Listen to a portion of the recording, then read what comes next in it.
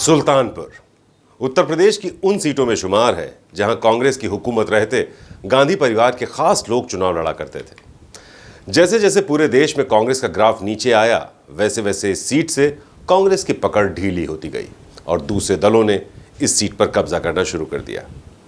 बीते 10 साल से इस सीट पर बीजेपी के गांधी परिवार का कब्जा है। जी हां, 2014 में वरुण गांधी और 2019 में मेनका गांधी ने यहां से जीत दर्ज की। बीजेपी ने एक बार फिर से मेनका गांधी को सुल्तानपुर के चुनावी मैदान में उतारा है, लेकिन इस बार कई ऐसे समीकरण बन रहे हैं जिसकी वजह से मेनका की मुश्किलें कुछ बढ़ती नजर आ रही हैं। नमस्कार, मैं हूं संजीव चौहान और हमारी इस खास पेशकश में आप सबका स्वागत है। तो मेनका गांधी जिनकी हम बात कर रहे थे, वो 74 साल की उम्र में भी शिद्दत के साथ सुल्तानपुर में प्रचार कर रही हैं। कयास लगाए जा रहे थे कि वरुण की करनी का फल मेनका गांधी को भी भुगतना पड़ेगा। वरुण गांधी ने पीलीभीत से सांसद रहते हुए अपनी पार्टी को कई बार कटघरे में खड़ा किया। वरुण ने योगी सरकार और मोदी सरकार दोनों की नीतियों का खुलेआम विरोध किया। माना जा रहा था कि बीजेपी मां बेटे इन दोनों को इस बार लोकसभा चुनाव टिकट नहीं देगी। बीजेपी ने वरुण गांधी का टिकट काट भी दिया, लेकिन मेनका गांधी को टिकट देकर पार्टी ने सबको चौंका दिया।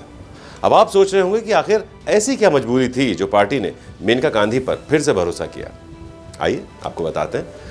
दरअसल बीजेपी ने अपने मौजूदा सांसदों की परफॉर्मेंस जानने के लिए एक सर्वे करवाया था, जिसमें टिकट रिपीट करने के लिए एक पैमाना तय किया गया था, जिसके मुताबिक जो सांसद सर्वे में 70% स्कोर करेगा, टिकट उसी को फिर से दिया जाएगा। आपको ये जानकर हैरानी होगी कि बीजेपी के उस सर्वे में मेनका गांधी ने 90 स्कोर किया था, जिसके बाद बीजेपी ने उनको सुल्तानपुर से अपना प्रत्याशी बनाया। मेनका गांधी की यह खासियत रही है कि वो संसद में अपने क्षेत्र के मुद्दे लगातार उठाती रही हैं। यूं तो मेनका कई बार की सांसद हैं, लेकिन सुल्तानपुर से 2019 में वो पहली बार सांसद चुनी गई, संसद पहुंची और लगातार सुल्तानपुर में सक्रिय रहीं। इस बात की तस्दीक सुल्तानपुर की जनता भी करती है। मेनका गांधी पार्टी लाइन से ऊपर उठकर राजनीति करने के लिए मशहूर है और पर्यावरण के प्रति उनका प्रेम जगजाहिर है, जिसकी जिम्मेदारी सांसद रहते हुए भी वो कई सालों से निभाती आई हैं। एक जिंदगी में मेनका गांधी के कई रूप हैं। मेनका एक साहसी महिला है।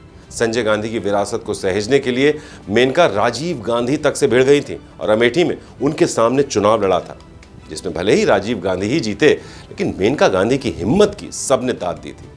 2019 का लोकसभा चुनाव मेनका के लिए किसी जंग से कम नहीं था। अपनी परंपरागत सीट पीलीभीत छोड़कर मेनका ने पार्टी के कहने पर सुल्तानपुर का रुख किया और तमाम दुश्वारियों के बावजूद सुल्तानपुर से जीत दर्ज की। दरअसल 2019 का लोकसभा चुनाव बीएसपी और सपा ने साथ मिलकर लड़ा था, अब जिसके चलते बीजेपी के लिए तब यहां की जीत दूर की कौड़ी लग रही थी। मेनका ने मेहनत की और जीतने में कामयाब रही। हालांकि लाखों वोटों के अंतर से जीतने वाली मेनका ने यहां 14,000 वोट के छोटे से अंतर से जीत दर्ज की थी। तब राजनीतिक जानकारों ने मेनका की जीत पर कहा था कि बीजेपी की ओर से कोई भी और चुनाव लड़ रहा होता तो बीएसपी के बाहुबली नेता चंद्रभद्र सिंह उर्फ सोनू सिंह के सामने वो चुनाव हार जाता। 2024 में मेनका गांधी की चुनावी डगर आसान लग रही थी, लेकिन वक्त ने करवट ली और वो हुआ जिसकी उम्मीद मेनका गांधी भी नहीं कर रही थी। पिछले चुनाव में मेनका को कड़ी टक्कर देने वाले चंद्रभद्र सिंह उर्फ सोनू सिंह ने सपा का दामन थाम लिया। समाजवादी पार्टी ने अपने आधिकारिक ट्विटर हैंडल से फोटो पोस्ट कर इसकी जानकारी दी है। ट्विटर, जिसे अब हम एक्स के नाम से जानते हैं, उस पर जानकारी दी है समाजवादी पार्टी ने अपने हैंडल से।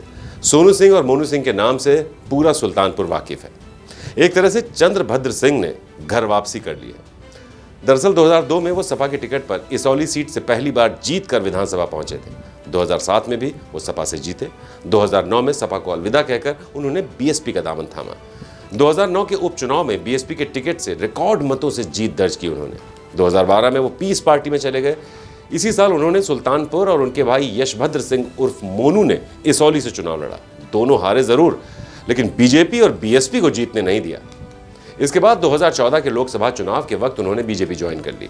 वरुण गांधी की जीत में इन दोनों भाइयों का बड़ा योगदान रहा, लेकिन 2017 आते आते दोनों ने वरुण से किनारा कर लिया। इन दोनों से वरुण ने किनारा कर लिया, ये वरुण पर आरोप है।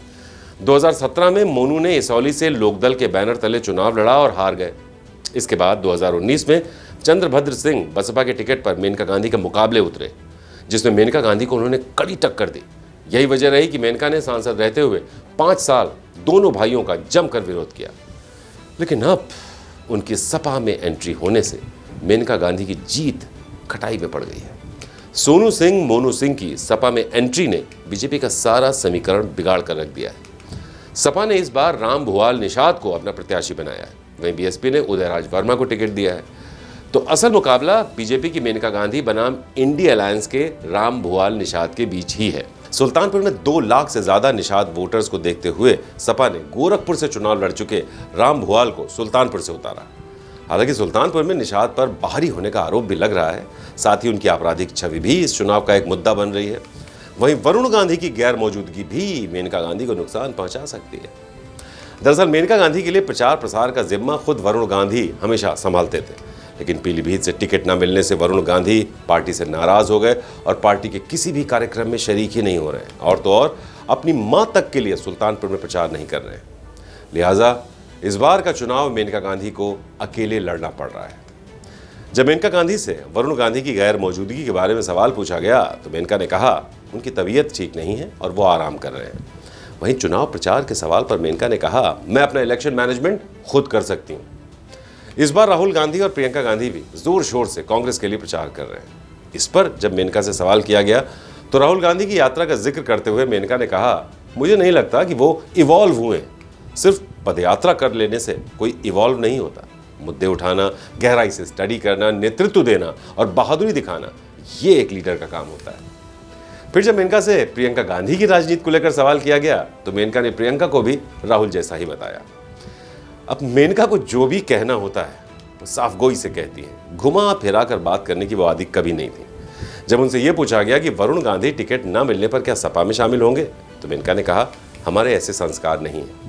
इसके उलट कहा यह जा रहा था कि बीजेपी ने जब वरुण मेनका दोनों को पार्टी में साइडलाइन कर दिया था तब दोनों ने अपने सियासी भविष्य को लेकर टीएमसी से नजदीकियां बढ़ाई थी ताकि राज्यसभा के जरिए संसद पहुंचा जा सके। लेकिन बात बनते बनते रह गई।